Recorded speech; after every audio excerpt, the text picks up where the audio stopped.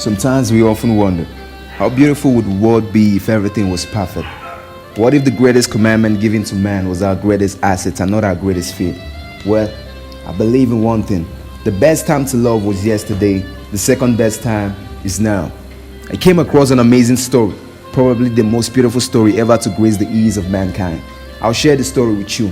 So stick with me and let's enjoy this moment together. Chapter 1. The first scene reveals a young pretty damsel and a young handsome gentleman. Both of them, born in different parts of the world, experienced the hurdles of life, but they never gave up. The secret to their success was simple. They understood that the struggles of life was not a death sentence, but a lesson to bring out the best in them. Chapter 2. These two champions of life finally met. Call it coincidence, I call it fate. From just friends, they became closest pals. And just before the birds could return to their nest, they discovered that this isn't another fairy tale. This is love. Chapter 3.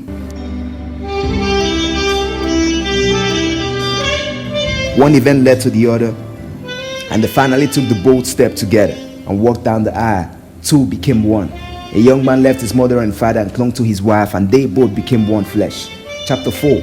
God blessed their union. There were cries of babies everywhere. And just like the psalmist says, as arrows are in the hands of a mighty man, so are children of the youth. Happy is the man that had his quiver full of them. Chapter 5. It was a happily ever after scene. And don't get it twisted though. Happily ever after doesn't entail an absence of troubles and trials.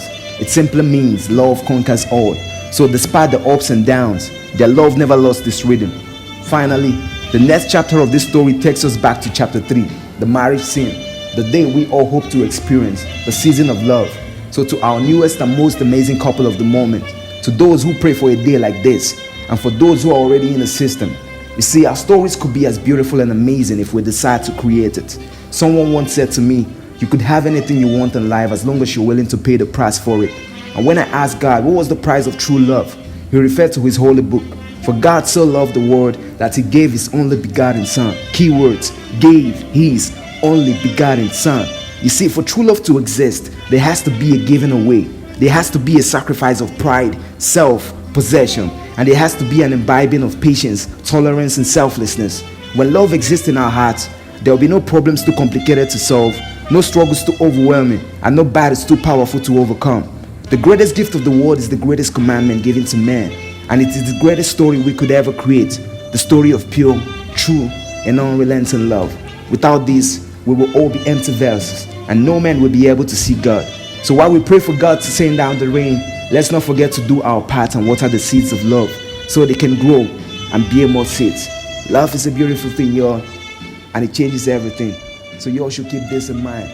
Be nice to somebody and let somebody thank God through you. Thank you. Rehab. Let's make it happen.